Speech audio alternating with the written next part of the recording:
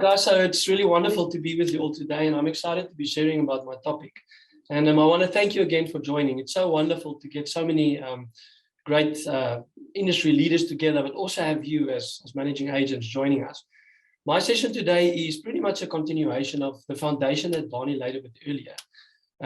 So my topic is all about gaining a competitive edge by positioning yourself as a portfolio manager, but as a specialist. And I'm going to talk about how to do that. So I hope it's going to be a practical session. I'm really in a privileged position in my day-to-day work to talk to portfolio managers every day, every single day, from all areas in South Africa, all shapes and sizes. And I'm going to be sharing some key insights and stories that I believe will really do two things. Firstly, challenge your current thinking, and B, help you reimagine your role and what really is possible out there.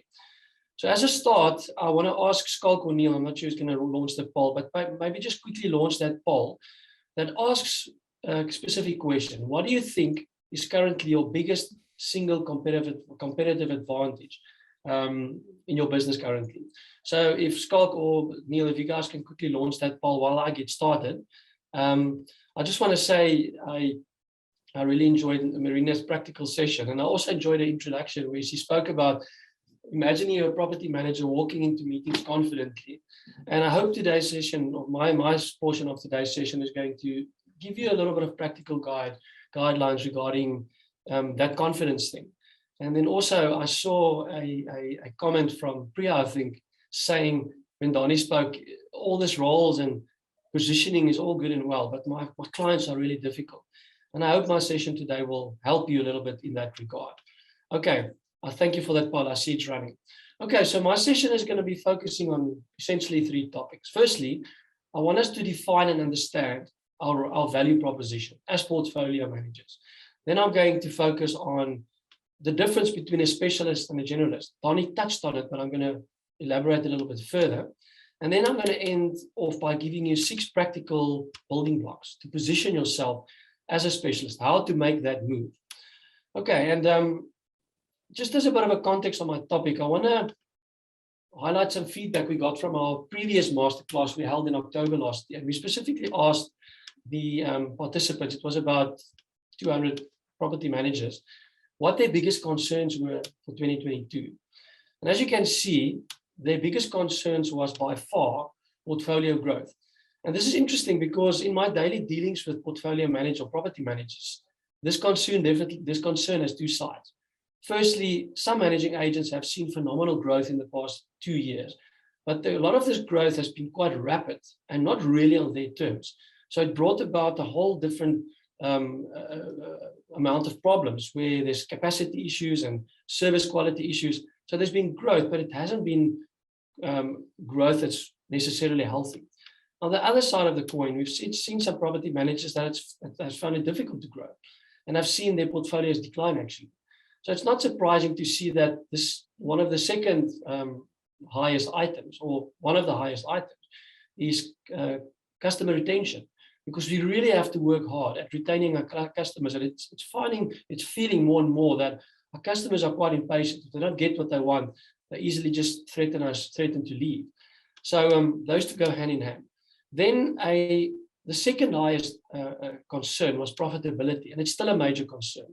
It seems like a lot of us are working really hard, whether we're growing or not, but it doesn't seem that we're always making good profits. And that's a huge concern, because we're in business and the longevity of our business is directly linked to our profitability. And then why this is a concern is because the fourth highest item is that of your staff. And it's a fact that most of your expenses that affect your profitability is directly linked to your staff, and the expenses linked to staff.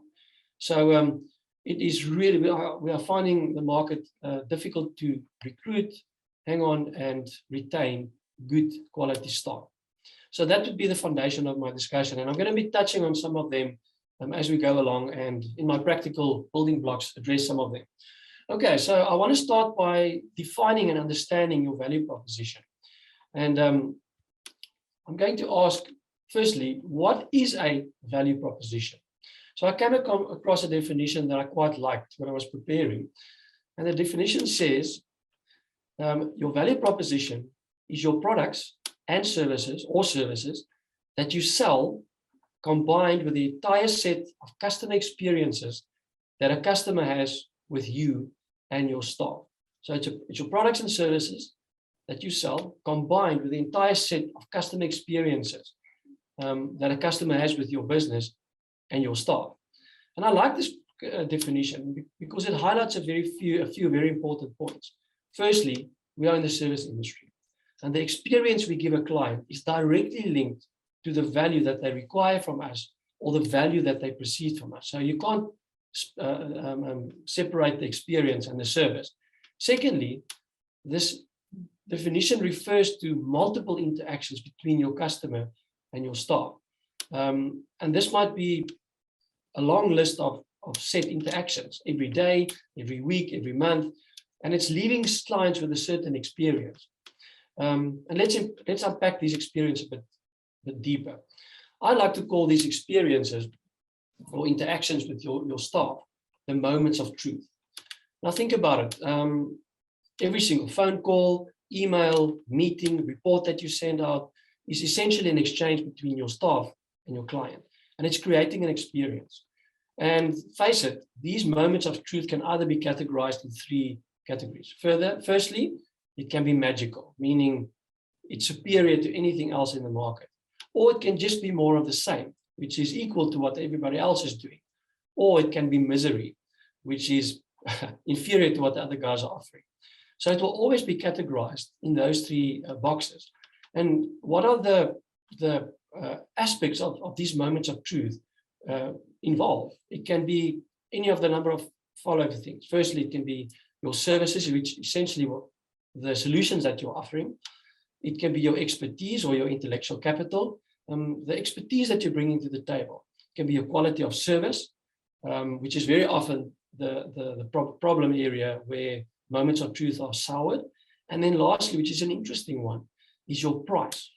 Your price is when you send through that invoice and they have to pay you, because that's often in their minds the value exchange. What am I paying and what am I getting? So the bottom line is your value proposition, however good or bad you think, hinges on these moments of truth. So keeping that in mind, I want to quickly focus on some trends that are currently affecting your value proposition. What are upside trends and what are some downside trends? So the first trend I want to mention is that your expertise is in greater demand than ever before. And it's not just a list of services that you offer. So your expertise is in demand. And if I listen to what Zelinda and what Marina and Willie and everybody that spoke today said, that our clients are looking for expertise. But the downside of that is the value is in the eye of the beholder. You need to know your customers more than ever before. And if you don't know your customers, you are going to be exposed. Secondly, the regulatory requirements in this industry is more than ever. And it means that your clients really need you to manage risk. And Marina spoke about it, Willie and Zelinda spoke about it. The downside is that more compliance in your world means more admin and legal know-how. So you need to upskill yourself. Then the trend is definitely that trustees and owners are more informed and they are looking for experience. So if they feel they know more than you, you're going to have a problem. So if they are informed, they are going to gravitate to the guys that are experts in their field. The downside of that is it requires specialist skills. So you cannot be everything for everyone. And if that's your approach, it's something that you need to rethink. Then with compliance and all these operational issues, Marina mentioned quite a lot of operational stuff that you can do. With that comes more work. But the downside of that is you're going to be flooded with emails, phone calls, and WhatsApps, and it's probably happening already. So you need something to help you overcome that. And then lastly, customer relationships is more important than ever before. That's a wonderful opportunity if that's your focus, because it builds trust, it creates transparency, and it gives access to information. The downside is if you're still using traditional management tools, let's say offline tools, it's not going to be sufficient because you're going to struggle to meet that customer expectations from a customer relationship point of view. So what do these trends show us? It's showing us that our services are in demand, but it's also forcing us to become more focused on our value, and it's essentially forcing us to become more professional. So moving on, so let's quickly look at what is a specialist and compared to a generalist? Donnie mentioned it earlier, but I'm just going to quickly run through a few points. Firstly, a specialist demonstrates expertise that really adds value, that reduces your client's risk, and that creates convenience. The generalist just offers a list of service and delivers on a list of scope of works that needs to be done. Secondly, a specialist can charge a premium rate for quality services, where a generalist charges low rates based on the scope of work and volume. Donnie spoke earlier about going to the doctor for a scan on the baby. I had the same situation where I went to the doctor because of irregular heartbeat. I paid $250 for that consultation, but I was referred to a specialist where I paid 4,000 Rand for the consultation. But the value that I got out of it really helped me to make some lifestyle changes. So that's the difference between a specialist and a generalist. A specialist is positioned as a trusted advisor and a business partner with credibility, where a generalist is very often seen as an administrator merely and reports on finances, for instance, only. And because you're not showing everything you're doing, sometimes your role is not trusted, or there's question marks. Then a specialist is more focused on quality, and they use tools that really matter to deliver quality, where a generalist focuses on volume. Tools don't really matter.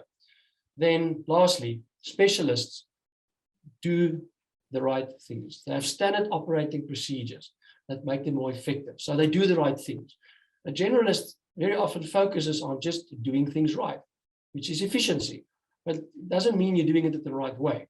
So if you look at these trends and you look at the role of a specialist and generalist, there's definitely a focus to become more professional and essentially become a specialist.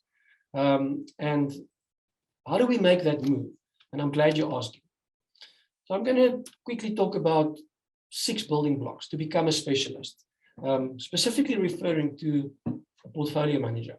So remember, the main focus of this is to grow in a healthy way and also become a more profitable business. So the first building block is you need to know your client, because that's how you comprehend the value that's required. Secondly, you need people. Your people is a building block, and you need specialist people. Then you need the right tools, because your people and your tools communicate and deliver the value that you are promising. Then your price is a building block to position you as a specialist, because your price captures the value and hopefully makes you profitable. Your focus is a tool, because that's where you put your energy in, and that's where you put resources in to create the value that your clients are looking for. And lastly, which is very often neglected, is your marketing, because that's what convinces your client to pay for the value that you're promising. So those are the 6 things I'm going to talk about. And I'm going to give you some practical takeaways and nuggets to each one of them. And I think, please don't see it as a finger pointing session. It's really just a discussion. Take from each of these points and see where maybe should you focus some of your attention to put these building blocks in place. Also just note that the slides are going to be made available afterwards for you to refer back to. Okay, so what's the first building block? The first building block in positioning yourself as a specialist is knowing your market. It's understanding and comprehending value. If you want to build a valuable value proposition, you need to know your client. And there's 2 market players that I really think you need to know about. The first one is, who is your customer? And secondly, who is your competitor? So from a standpoint, you need to ask and understand who your customer is. Who is the one that's requiring the value from you? In your world, it's most probably firstly the trustee and then the homeowner. But the trustee is primarily the guy that's looking to you to add value. Now, a specialist makes time to understand the needs of his customer and then also understand the risks of customers. Needs leads to benefits. Risk avoids hardship and pain. So you need to understand what your clients want from you, what their needs and risks are. How often do they want to see you? How do they want you to give feedback? What reporting do they want to see? The time is finished for you to assume what you think they need and to really find out what they need. And then out of that, understand what value they want from you, and then you can go and package it. Then on the flip side, you need to know your competitors. Your competitors essentially is who they are. You need to know every single competitor that's competing for your clients in the markets that you operate in. What services do they offer? And what is their price point? That's a big contentious point, and I'm going to speak about it now. What is the messages that they are communicating through their marketing? And what are they saying that you're not saying? And what value are they offering? If you know those two things, you can jump into action.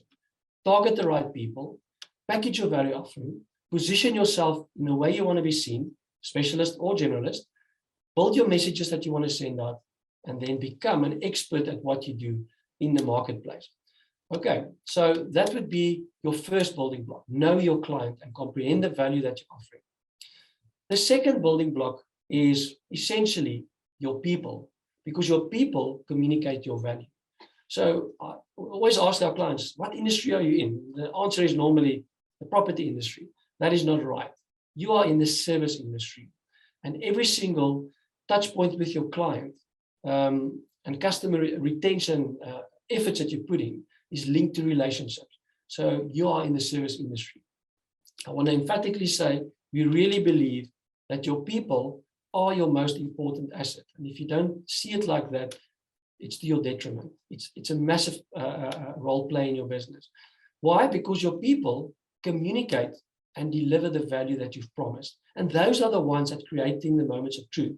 So Donnie referred to the point that probably one of the most impactful people in your business is your portfolio manager, because they are the ones sitting in the position where moments of truth are created.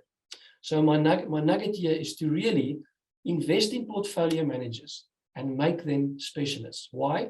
Because specialists can solve problems uniquely and solve unique problems, because specialists can solve problems better.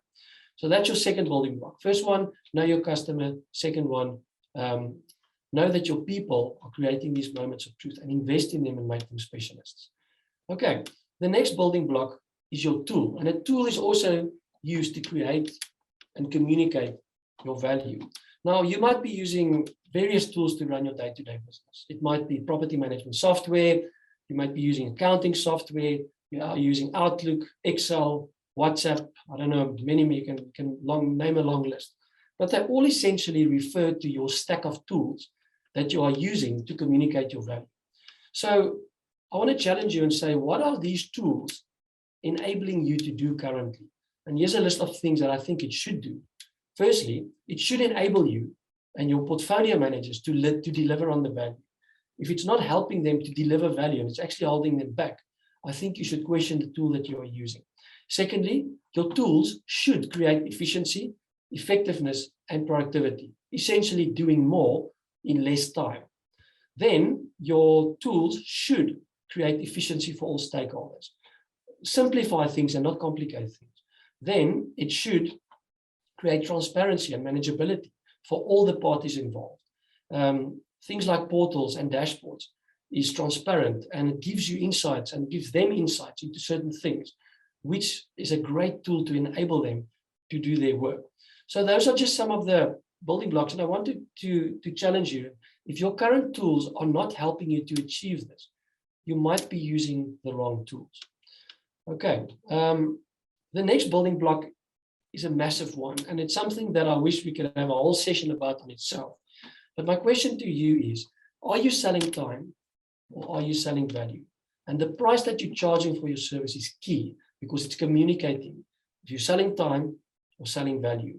So if you're selling value, you are able to charge more for your services. So the fourth building block is your price, and it's all about capturing your value. So recently we went on a trip to Johannesburg to speak to property managers there.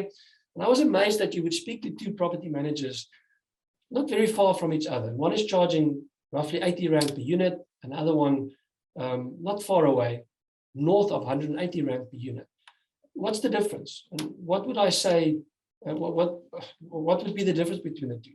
Well, I would say, firstly, it's the focus, and then using their price as a tool to position themselves as specialists.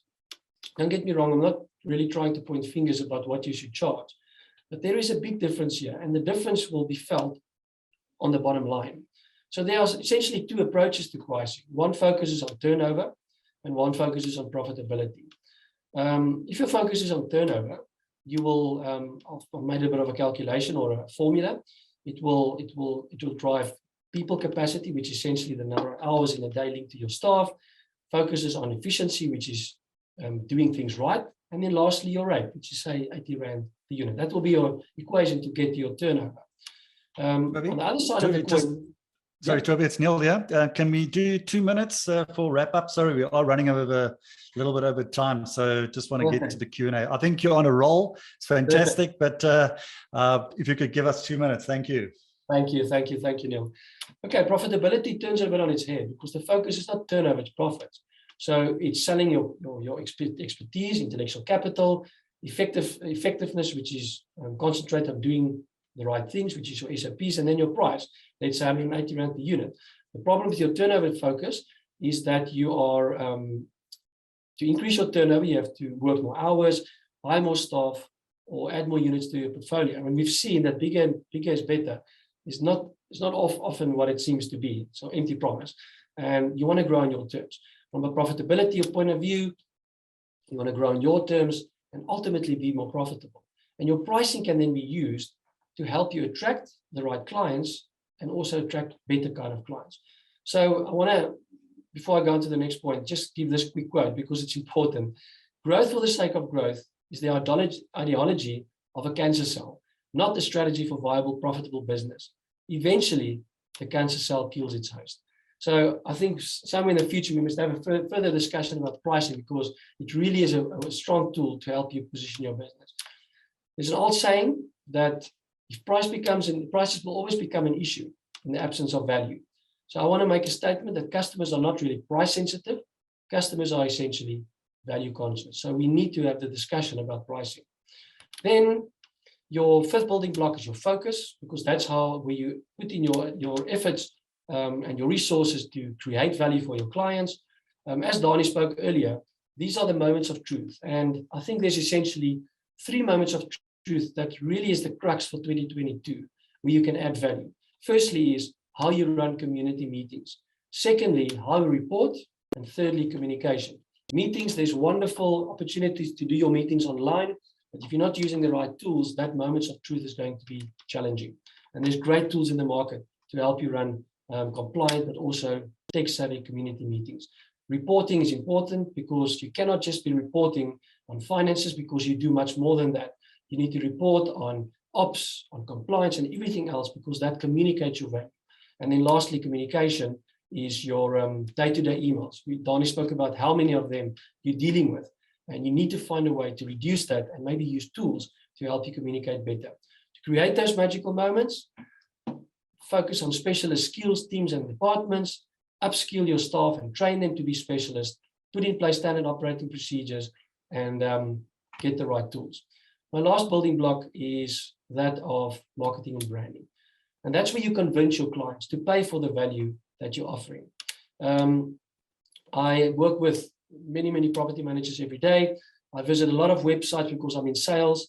I look at a lot of social media platforms, and I'm always very surprised how few managing agents invest in sound marketing platforms because it's a great tool to communicate your value. So you need to invest in your brand. What does that mean? You need to invest in 2 things. Firstly, invest in your reputation. Secondly, invest in increasing your visibility online and offline. What does it mean to invest in your reputation? You need to know your clients and you need to deliver on the value that you promised in an excellent way. Also, you need to invest in your visibility by being visible where your clients are looking, and you need to be relevant. How do you do that? Firstly, just keep your service levels high. Talk about your solution and value. Communicate your expertise and create wow experiences. That sorts out reputation. From a visibility point of view, if you know your clients and you know their makeup, their age, are they tech savvy or not, you can start building your visibility channels, your blogs, your website, a blog where you post articles, put in place social media channels. Maybe if your clients are reading newspaper, they need to see you there. Maybe signage of the buildings that you're managing. Maybe focusing on networking with the right guys. So you need to invest in your marketing platforms to convince your clients that they are paying for value and in that way pay a higher price for the value that you're offering. So as a final thought, specialists who really understand their value, the following is going to happen. You can build a tailored value offering based on the needs of your clients. You can become the expert and market authority. You can charge more for the services that you offer because you're seen as the specialist. You can create magical moments of truth. And finally, you will always be ahead of the competition. So Neil, thank you for the opportunity. Thank you for everybody. Like I said, my slides will be available if I went through it quite quickly, but I hope you got something valuable out of this session.